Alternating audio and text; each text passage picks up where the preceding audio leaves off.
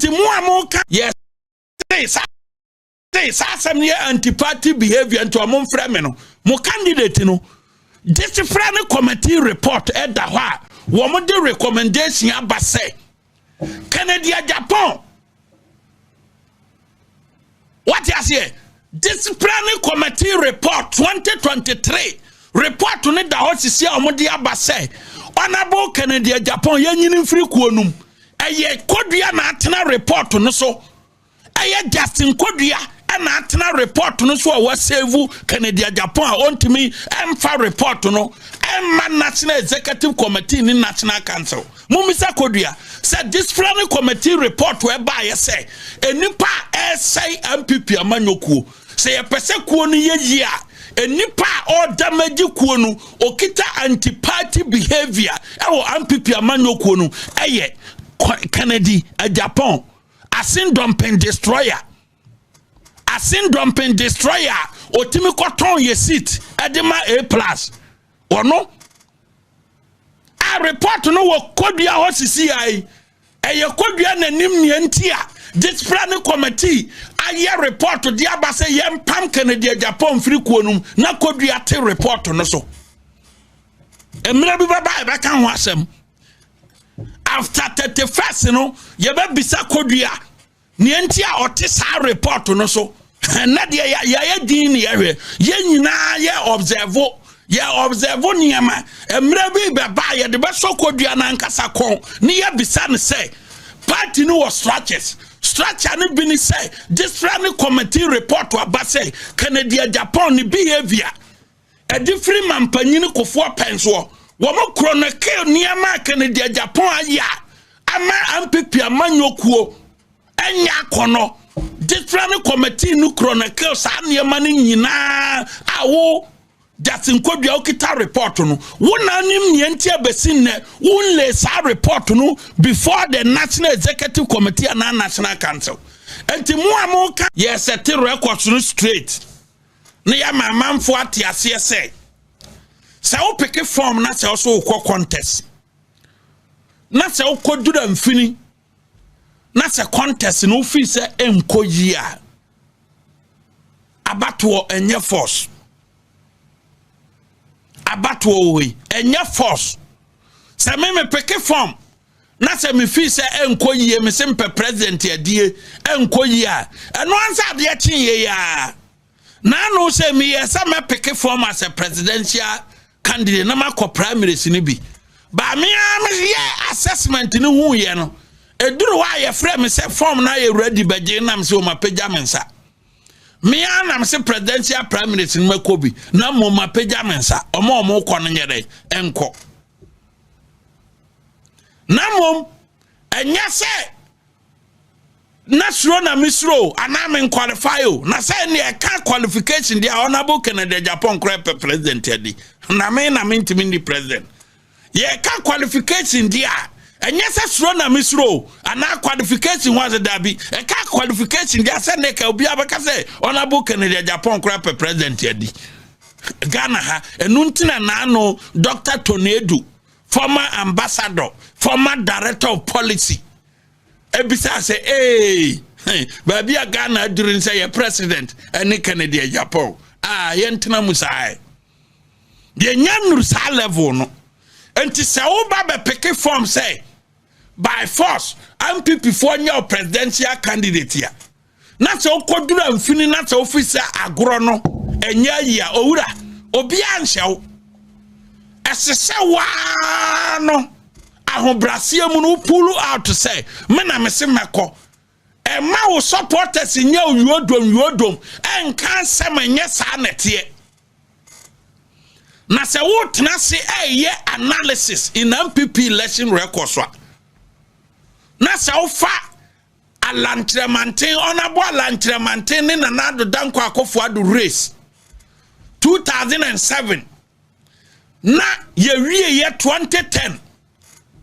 amanfo epusi honorable alantremantin ko o sa otwa margin ne dia se said dia wa fa wie kura se said dia wa na ukọ oduru ba bia yeso alan wa na ukọ yeti ni okroma na amanfo tu dinachi ensamamo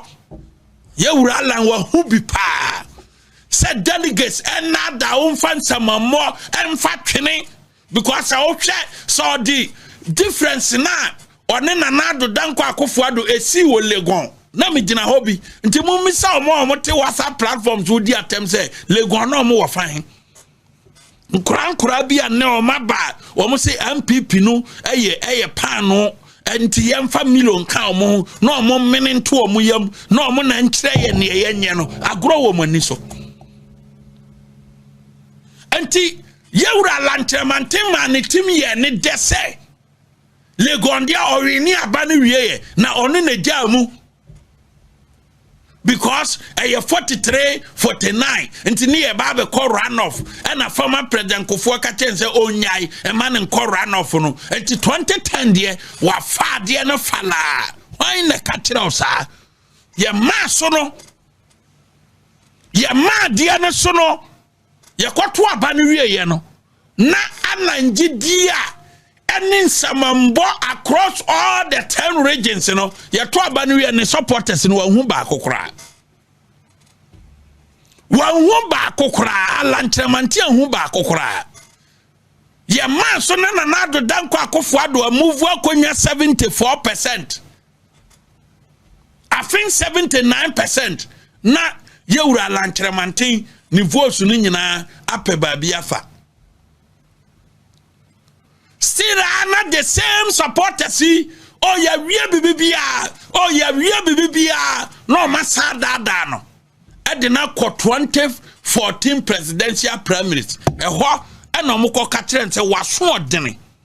Until this time no, ye ready send another danko akofo ye ba be mano 95%. No moko mano 95%. Afe eho na lancheramantin MPP mu na wie ye bai enti we a presidential candidate here just cast your mind back MPP abato na hu say sankofo na omo ye yedom no nyina no at this moment no wo mu ni ba bi kɔ enti so man pusiu ama wan kwa abato a wo mbe da abo akohoma and that is a fact. Me de me metuma kan no kora kire pray ne meto because wo mo push you say kokoko na aba we ne no obasoma no okofi a sa milioni adwumaye nti okofi a enu bi no de kwa akobo akohoma e ma ne yire behu so no so pie ye wakwa aba sankofo no na epia so koko ginaba owura enye force onya akora enti no sa wo kwa aba na se picture ne ye clear se obabe lusua and fam ma kantre me say nanu fie da na minim say obia o hwe me bia ne hu say honorable Kennedy Japan ne campfo no eye nkontompofo adwena ekita omo right from day one edifri 2023 a wo maye o madwen so mbe say MPP amanyoku no eno ana omugu so ye because Friday no obi o hwe me bia nim say ba bia no wa me ka say me remove and even use the word remove. Obi o tie me Friday bia nim say ba bia no am bia ma no ka say ye be remove and krofo dini afri abomu. And so womo ko doctor tape we can see and nam say honorable Kennedy Japan on your presidential material. Nani campaign so aton so because of the previous attitude, nani anti-party behavior, all the presidential candidate or moko near what that anti-party behavior and yes say MPP amanyoku honorable Kennedy Japan say me say me remove and Crawford dini e dia free abonum producer. But Friday video no ni enhade ansa na matoa so na ma yam wo mo se me yam aburo no yewura Dr. Alhaji Mahmoud Bawumia ekopie mo Eastern region na okopie mo no MPC wo ye 23 emu 15 a declare support total support unflinching support e di ama yewura Dr. Alhaji Mahmoud Bawumia anyame ya adoma 31st January MPP polling station executives said they won't change their tradition, but the status quo no won't be maintained no at the amana yeura a DNM from 2026 to 2028. Say exercise way to me bama a trese yeura baumia 23 months to campaign and win the 2024 elections. 23 months. Over 23 months to campaign and win the 2024 elections. Santi se we nyina ye de ba no. Ye no binu mo attack ye se mo bekunye because ye na ne ye support to say ye nkoto sa ba no. Enso mo ye mo ka se masoda enye ye mo ntiase ene ka ye bekum nyina abaso ye ko enti dede a motena WhatsApp so top down no de ene ka de se mo kuye nyina top down na e ba so yi. Mo amose ka mo bewu no mo gusu ti WhatsApp platform so kasa enti mo be kasa mo be set rigging yi se obi pese owiam e ba omian kwa abatu owiam da ono from pesa ade no o pese polling station executives no pie e beto abama no na mo to so on na ba weme enti mo be tena WhatsApp so amote WhatsApp so nyina mo ye dede ma Honorable Kennedy Agyapong nyina no me ka kire mo say 89% of Mamuti WhatsApp platforms on Facebook na abana muntubi. Abana muntubi. Mamuti WhatsApp platforms for mo ye propaganda. Ya de 300 ascend mo mo ye dedenu abana muntubi. Enti mo miama no. Enti ya ura ba mi akopia mo Eastern region no. Ampis I was 15 so ma declare man. This is not the first time asade na ye den asie. Omampanyini Nanado Danko Akufo-Addo ni main contender in 2014 no free Asante region. And so MPCI wa Asante region. Enti mo amunima Kennedy Nkrofo no enrane nnede mu blidi ana sa MPC ni de yebetu omo eduru omo de a yebetu wa wote WhatsApp platform so no. Senya Kennedy na ba sando 300 Ghana se jito bibidia. Wo ni ho enti ya da wo no kwakotu MPP a wadi declare support the amaba omi. Yewura Dr. Alhaji Mahmoud Baumia Obia ho. This is the original video. Mo a ebia Friday no manya akonya nhwe no. This is the original video wa masane de ayere aba. Original video ni o. When omonam say Kennedy onye presidential material no one so be lusu because MPP ye wa tradition na ye tradition so yense sano and yense san Dr. Mahmoud Baumia so ye to aba no not be we no ana wakwa doctor tape no ana say me say ye be remove no ma use the word remove. This is the original video. Enti Kennedy Agyapong ne Nkrofo utimu se aningwasie ya atomo na anwume sa aningwasie na mo de be kwa akosi 31st January 2026 na mo de ko na me insisiase na kabiem say 89% of who Kennedy Agyapong who followers no 2022 abona ye compile omudini nim se siya so abon ya de kwa kwato abai ye nye eni abon enti omudini nim enti omudi wachi kwa ensamammo ana omuye oduododo omudini nim ti aba no wo muntu bi me sana kama wati biem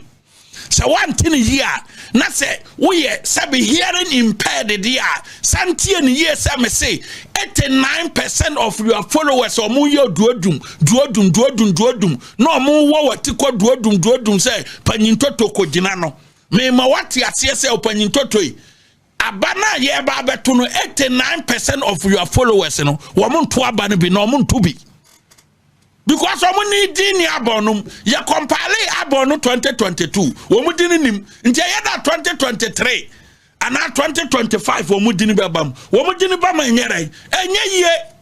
and that is a fact enti munyintum sa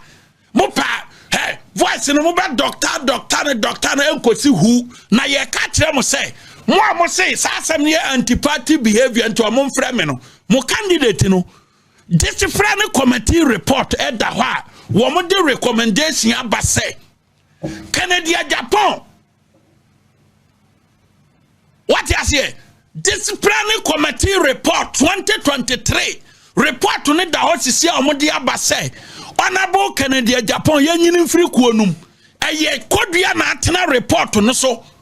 Aye Justin Kodia and Natina report to no so was save Kennedy Japan on to me and far report to no and National Executive Committee in National Council. Mumisa Kodia said disciplinary committee report whereby say a nipa say MPP amanyoku say a pese kuonu ye a nipa or damage kuonu okita anti-party behavior ewo MPP amanyoku no eye Kennedy Japan asin dumping destroyer otimi koton ye seat edema A+ or no. I report no wo kodua hosisi ai eye kodua nanim nientia disciplinary committee aye report di abase yem pam Kennedy Japan free kuonum na kodua te report no so emira bi baba e beka ho asem after 31st no ye be bisa kodua nientia ote sa report no so na de ya din ne ye nyina ye observe ya observe niema emre bi beba ye de be sokodua na nkasa kon ne ya bisa ne say party no was structure ne bi ne say disciplinary committee report wa ba say Kennedy Japan ni behavior a different man panyini kofo penso wo mo chronicle niema Kennedy Japan aya ama MPP amanyokuo enya kono disciplinary committee no chronicle sa niema ne nyina awo Justin Kodua okita report no wona nim nientia besin ne wonle sa report no before the National Executive Committee and National Council enti mu amoka anti-party no obia nim sa abronye na abronye attack MPP obia ntena ba bia nka se MPP me ntena ba bi nka se MPP ye failure na mo candidate no samoma dwene ya mo say ya attack Kennedy Japan ya attack MPP dia anye na ne wo madwene mu no e wo fam kakra se madwene ne say attack Kennedy Japan can never be MPP na aboa na ono no wura mu wa ye frɛ no aboa so no kora no o wa adwene kyɛ nipa na mudi na ti amoso na ye MPP no obia nim sɛ aboa so no na ankasa no de so no proper no e wo nyansa ten honorable Kennedy Japan and that is a fact eno na mo mpasa mo bati me de maka kyerɛ mo enti tape na mo de nam mo botire nkrofo producer bo Rodden's voice no ma mo Okukakika kwasi asai okukakika kwasi asai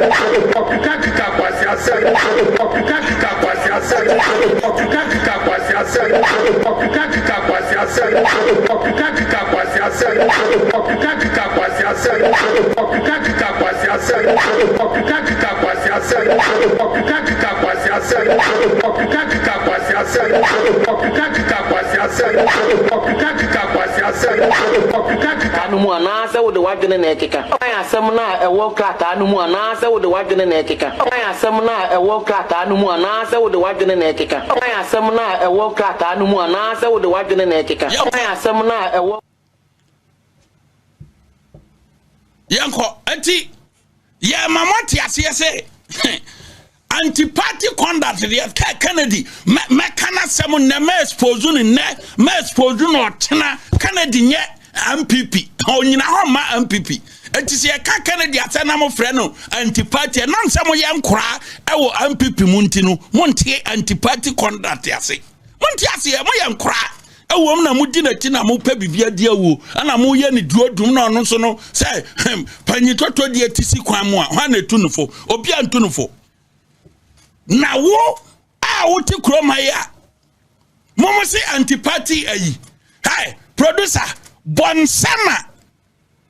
okan ya Captain Smart num gigina so ade ye campaign ade MPP boma yentie boma hwefo ntie papa wetimi nya kukuduro be kache na CDS te ho ai NIB se me na me koka galamse asema kan NIB a chebe 5 times Kennedy Japan say he was called Aname Wajebi said he was offered a bribe of $800 million. Me say, $500 million. Let me step down. For me, I approach me. BBC delegates, any Ghana who don't, I will never do it. Time FM. The money they offered was $800 million. If he doesn't know, he should ask Mr. Who offered that money? Papa, wait me, Kukudro, the catcher, that CDS a NIB. It's a man, I'm a cocker, I'm saying, as someone can NIB actually 5 times. Canada Japan say he was called, and I'm a Wajabi. Yes. Said he was offered a bribe of $800 million. Me say, $500 million. Let me step down. For me, I approach me. BBC delegates, any Ghana who don't, I will never do it. Time FM. The money they offered was $800 million. If he doesn't know, he should ask Mr. Who offered that money? Papa, wait me, CDS. MPP for need delegates, MPP for Amowo by Bia Mohemi. 2024 campaign. The Bia Captain Smart Betnasian or say, or come we are seeing no man Ghana to say. I want to about man Ghana. And so Dr. Mahmoud Bawumia anya $800 million or they kwako bribe Canada Japan. Meanwhile, Dr. Mahmoud Bawumia and she Canada Japan babia a Canada Japan na the proposer. A command Dr. Mahmoud Bawumia say. And let's see no. So Obejai Kwadia Bawumia nyintum say so baba ye president ya every year biano obema contract some bo $1 billion and Dr. Mahmoud Bawumia ka kire say enye baakofo and the party ba power and to mean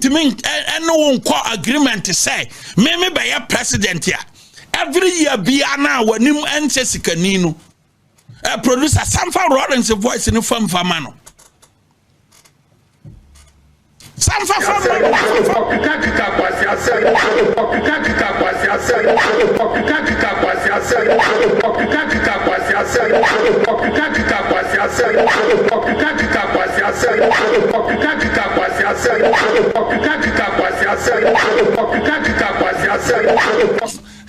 Ebafunu wo kroma wo Canada Japan wo na call Dr. Mahmoud Bawumia ho sa wo ni ko negotiate o kwaya wo say abane de opese ojai na Bawumia ne won ko agreement say every year bia no so no baba ye president ya obe oma contract ya esum America sikano $1 billion na Bawumia ka tire ne say political party enye baakofo na ye enti me gitum say every year be a mama contract $1 billion ni pafoforo so aba me campaign na me elections here gitum say every year be ano ye kwa kofa sa contract ni seska because mining nyina akora no yetimi kwa IMF ahotere nti kwaje $1 billion ama ye ka say ye mfa Ghana fo adwuma na wo no waba won continue me ne won sensan krata na gibi koto danum na me ba ye president ya every year biano ye ma different contract ya wo kan boma e be duru $1 billion enipa na onama oso odwene mo ho no na yewura Bawumia empekasa enti Canada Japan hun say Bawumia ye gentle say enya de so be ba bonten aba be kasa asem no enti time Bawumia reject offer no na Canada di America ba bonten say enya ma ni kan mfantum say womo frame me say menye bribe $800 million sana asem because woni Bawumia kokodin kwama o ma bonten ma meka e kire so wonte ye papa bi e ye banu nkomo na woni na die en banu nkomo e banu nkomo but because of say already Canada Japan ne quarrel proposal na the koye no and Canada say wa rejected their medical wo media no so na makwa akoka kire Ghana Central Force say Dr. Alhaji Mahmoud Bawumia frame me say or mama bribe $800 million na ma jai contest no and NDC for show mu Captain Smart num show mu and no mo de bro MPP e de yekoy e Kennedy Japan o wie ye and NDC for say MPP for bi no ton sase enye nokore na Kennedy Japan na ko gina Kumase no de agu asense boache and former chief justice anim ye bo aso say wo mu wia aban sase afede yekoye nhwehwemu a besi nne na niwuo ontime apologize ye Kennedy Japan for you now we are what that's us ban we adi we are what we are kwa ka kire MPP delegates say aye ba umia na koso ye Kennedy Japan say oni ma say wo ko campaign na tie wati wo firi wan some delegates na kan say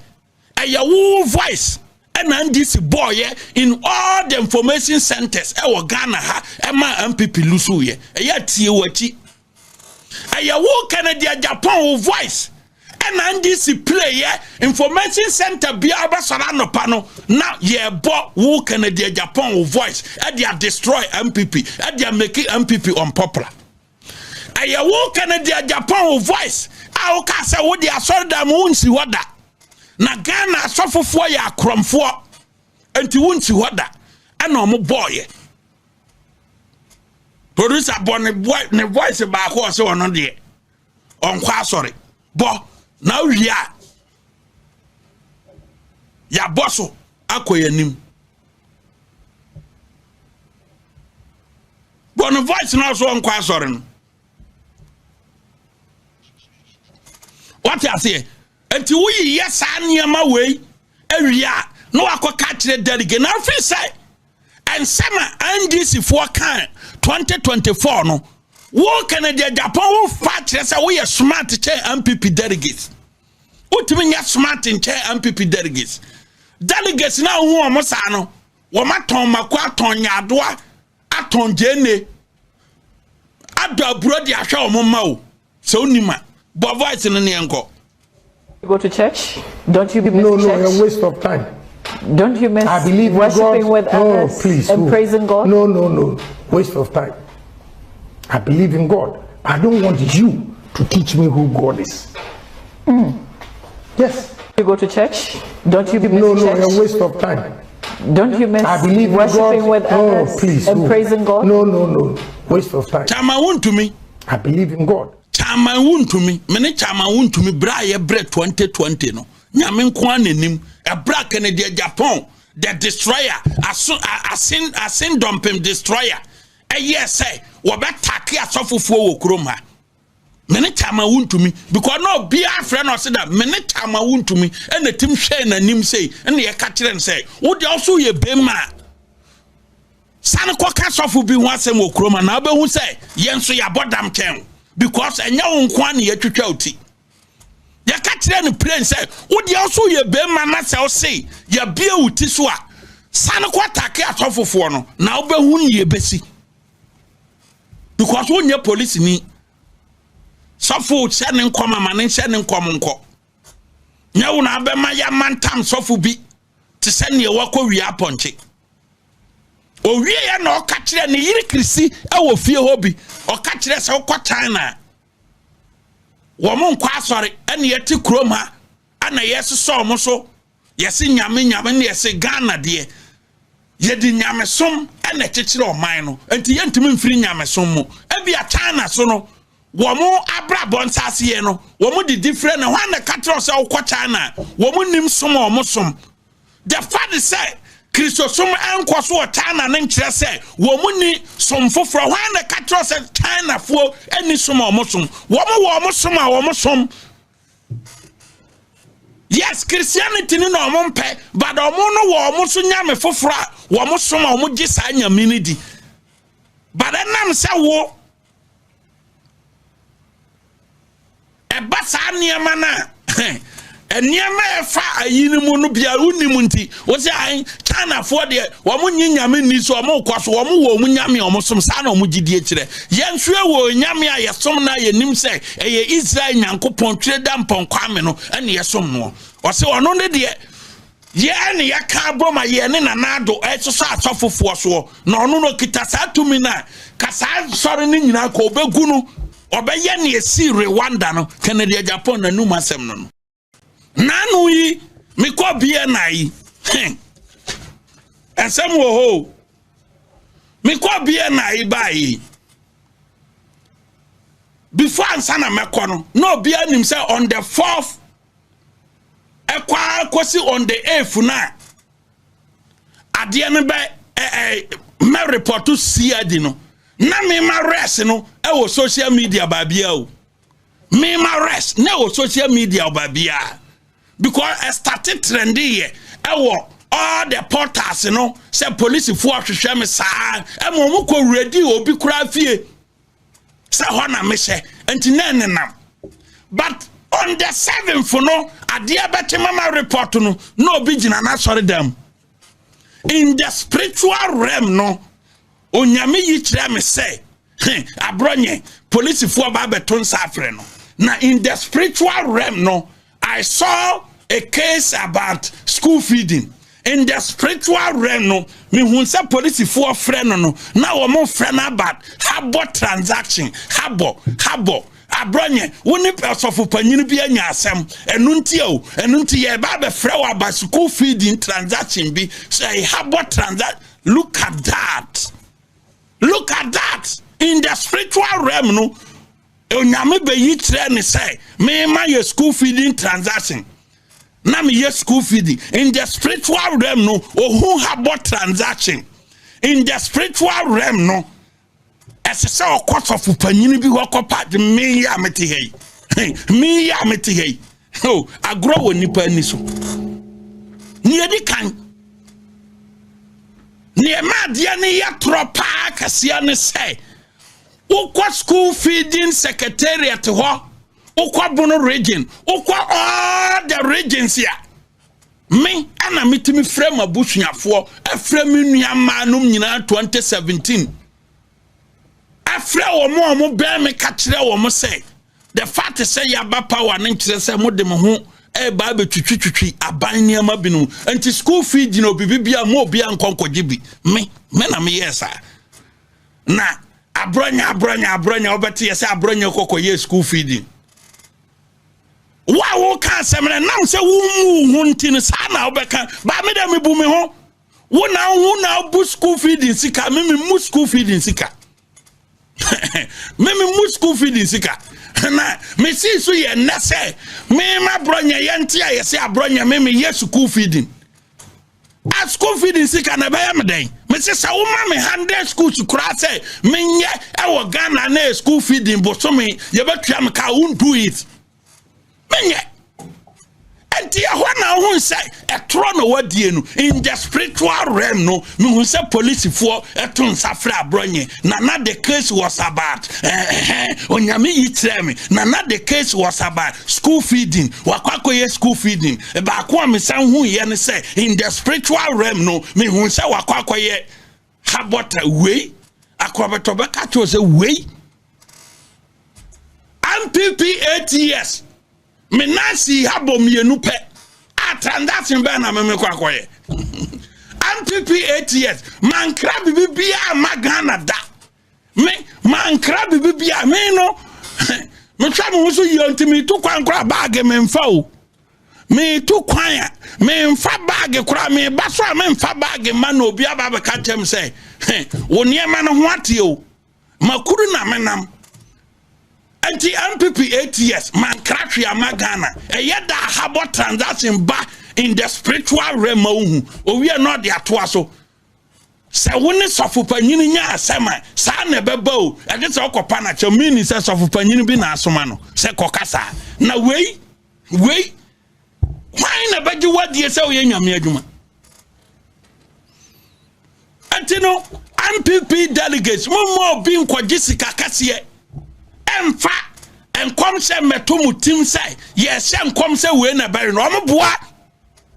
omoboa sika piemu am obi koka kire aspirant bi say Kennedy man $1.5 million enti so obesesa na no dia sa aspirant no emma no $3 million na ye kind da obebo wa okrum ha na video no obebo nsam efie ho a okoye ama wiase nyina be hu ni say sa wa manyame adwuma ye be ma asofofo mpanfo ewo krom ma wo mo ye nyame adwuma ne konkono so no ahu se sa wa manyame adwuma ye wie no otibonsu a odi Kennedy Agyapong achi na panyini ba ko a onka nokore na etro ni nkontompo enam se oni Kennedy na hihye so how a on be fa so say MPP amanyoku yet kroma oman mu ha na 2024 mo be ka kire ye say obi ahuye se Samira Baumia abuwu otibonsu dane atuagu Samira Baumia enam se mo pese NDC ya campaign tia Baumia nti mo se Samira Baumia adi police fo ne soja fo akwa bumu danagu na bibia ni wa onimpefe so say asem na oka no emfa Samira Baumia ho nanso nam sa oni Kennedy Agyapong na ahihye ho no mpese MPP lusunti o mo se Samira Baumia akobu otibonsu danagu ewi a kire me sana sisudua otibonsu me say Honorable Agyapong Nkrumah ene Matthew Poku prempe frɛ wo na mo se wo se Samira bu danagu agye wo protwa ye hwɛ nkrata nyina ne hu Samira dini wom Samira te se nikunu nya afi na ono be ye media engagement panyini no wa mene nanso ne nsono mu yɛ dan eti onim sa asɛm a wo kan nokora bi anim nokora ba kokora anim o ana omo se ye pass asene bi Honorable Kennedy Agyapong ne di animu e ma asase no wo mo ayese ye di esika etua ma ena meti se otibontu no ne abrantie bi akotena ba bi se Honorable Matthew Poku prempene Agyapong Nkrumah ma kire ba bi omunya sika de kotɔ proto no wo to nko wanya sika afaka wo mo brada nya adwuma de wanya sika afaka akotena information center challenge Matthew Poku prempene Agyapong Nkrumah o maye adwuma da wo ye de 300 Ghana cedis asoma wo no wo se wanya sika ko station ho na ena nwumre me be manfo ahu nokore wom ne edikan asem na ekɔ no parties ni din nie Hadia Aisha per her lawful attorney Charles Edem Kofi Adudogo muntie ni ye Hadia Aisha per her lawful attorney Charles Edem Kofi Adudogo plaintiff versus George Bonsu Accra Winchester Empire Company Limited Accra na producer fa no to so me be ye analysis man people hu how Kennedy Agyapong ene otibonsu planning ye to paint Baumia black and na nwumre e ho na ye duru fa no ne mark no no exhibit no fa to so no obi hu yes exhibit ni where judgment a court no maye dated 28th day of November 2023 Mosha ha muhu babia se Samira Baumia dini wom na mo kan wo social media any papers any NDC platform so any net2 any online FM wo mo se Samira Baumia ayi ya me boy Hadia Aisha Ahmed per her lawful attorney Charles Edem Kofi Adudogo mahu Samira Baumia dini wa hadabi Edem yi Samira nimni babia ofri versus George Bonsu aya otibonsu yi ana Winchester Empire Company Limited defendants in India 28th November 2023 madikana mo matiase se case started no babia no Samira Baumia dini wo enti abeko social media mo mahu now kan or say by court this court on the 23rd day of November 2021 this court on the 23rd day of November 2021, entered an interlocutory judgment in default of defense in favor of the plaintiff against the second defendant in the instant suit, and adjourned the suit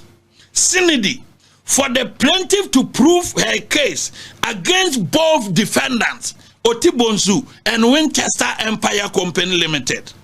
at the appropriate time in accordance with the rules.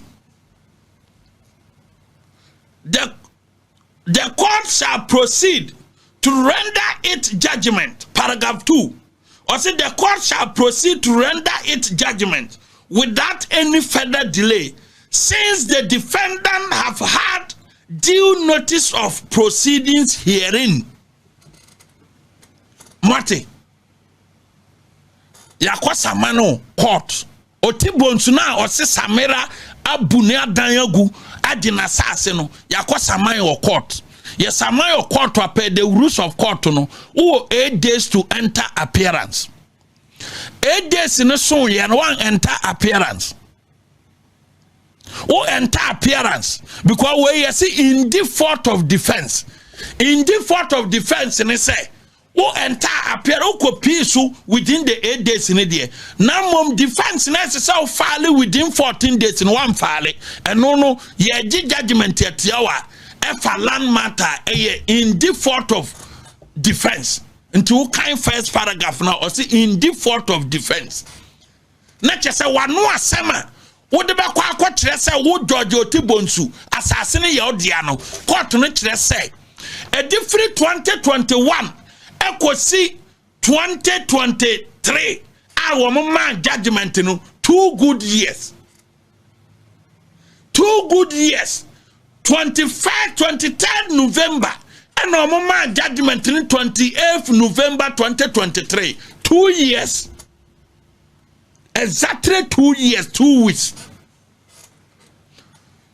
Niatiane say obi a unim se wo asase na asase ne ya odiano yesama no wo ma won krata emfie mienu Otibonsu anko fale ni defense e wo court wo say we na kire sa asase ne ye media ana court no bua ma Aisha Ahmed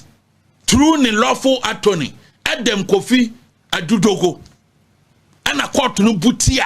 Otibonsu and Winchester Empire Company. Babia no asamera ba me adini wo. Me establish it. Amoma who say e media no no mu yusu ye just to make Baomia candidate channel unpopular. Media no mu yusu ye ma hu samera Baomia adini wo adabi. Enti mu mie no a I had ya Aisha demo koye no. Man file mu defense 2 years da bia na court no serve mo nkrata e na court no bu asem no e dia amamo se e dia amamo mfie mienu se mo mfa ma no asem mre kire se asase ne ye mo dia no o mu ntimi mfa mai nti court abua court bua wie ya court edem no e court through hadia Aisha no through ni lawful attorney no e judicial service. Womu call through the process, rate of possession. Womu kwa jo masase no. And a judicial secretary ma womu letter. And the command police force. Police and assist womu. No womu kwa for masase. We see a date in 12 March 2024. But bia no had ya samira dini wo. And so Otibonsu ni Canada Japan. Eba bontinya. And nam se no mpese NPP lusuntinu no mabebo samera Baomia dini no mudini dina yere atachi na nwanwasam ne se hadia asai adi nipa mienu ne court no kodibem George Otibonsu ne Winchester Empire Company Limited womunya judgment ni wie ye no na Winchester Company Limited no woman was spinters woman di Otibonsu no so kwa court say Otibonsu no kra na asase na wo kremu se eye odia no eye Winchester ne dia na wo ye trespasser mumi se Otibonsu say sa asem we waka no media da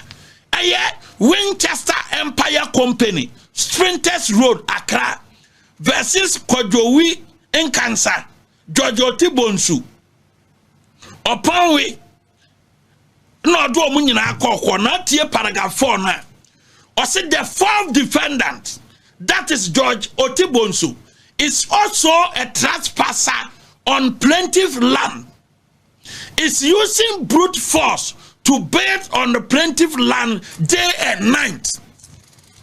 Winchester Company so de Otibonsu koko to say sasa na o si so dan no enye Otibonsu dia na ye ono no Winchester Company dia and Otibonsu no ene Canada Japan dia ne de ne agia free sa company no what say Otibonsu ene Canada Japan akasa wo media so abo Winchester Company ni dinda da bi omobo Samira Baumia din all because they want to paint Baumia in the 2024 elections say onye ni papa ne yira ko budanagu and nay Winchester the same year na mo de trouble about Samira so oni mo hwe no bi so de wo Otibonsu no agina court say asase ne nyawdea eye company foforo wa mo so da na mo kata so. These are the documents. A producer fa no to so no to so so be challenging me say me fa documents mra o ba be challenging me say me fa no to so CCI na fa ayi no so to so o de no to so a na de D no so ayeren ato so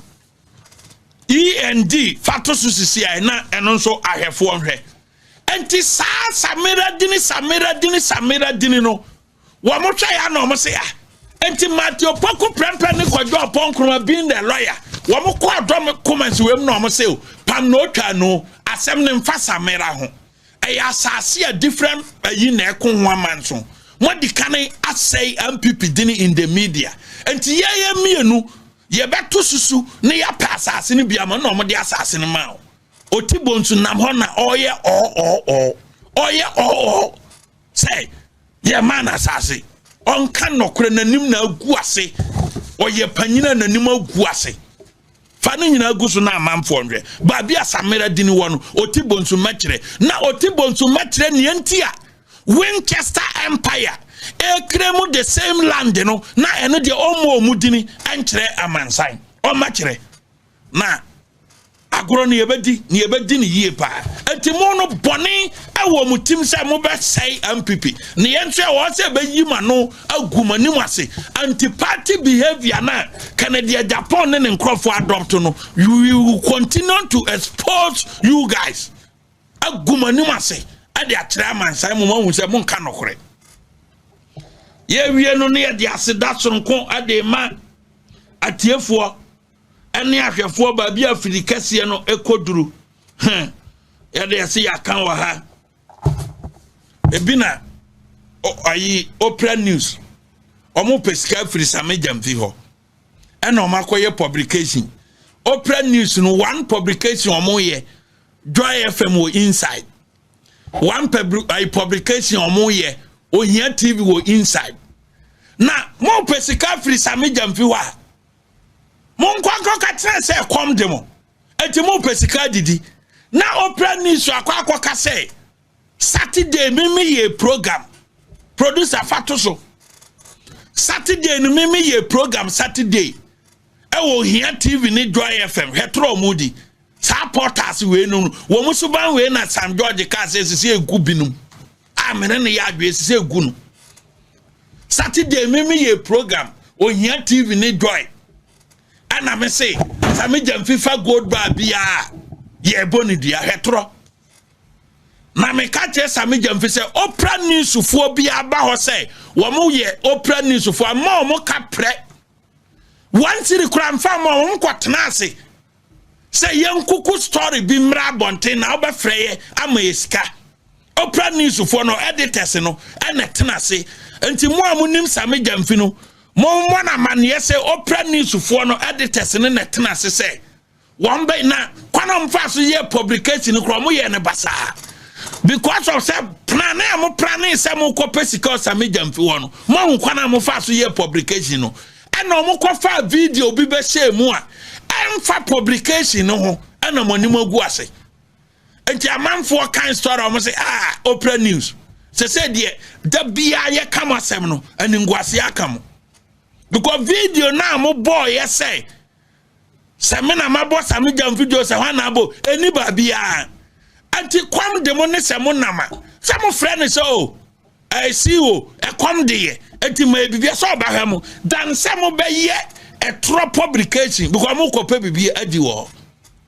ayamasema anguase atom anti omo so mo rego na wenum no senkam pipi ene wa ba mo kasa force publication ka dana me ma natural security ko dwiri guye ba bia ko mo office wo bia no kama mo ma track o ma ko dwiri ni nyina agu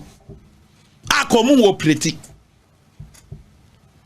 yemfa kwanya we ni na ya hwefo ni yatiefu ase ni yankase nyame ya doma eda ukuoda yebesena sia wo the evidence show e wo hia TV show MPP polling station executives amuwo ba bia munyina pintin mumo obi nkwaji ni sika enkase onyame in the spiritual realm no dabi the spiritual realm no mo kan ya asa akofo aduntimi ni president wa babedi nti munyina pintin na montoma ba because obi je 1 million no na Kennedy Ibrahim 200 Ghana o ma 1 million so obi nshan koma no wa bre polling station executive 200 Ghana mun sori nyina pintin na montoma ba ma His Excellency Dr. Alhaji Mahmoud Bawumia yebesia eda ukuoda onyankopon enkoso emwe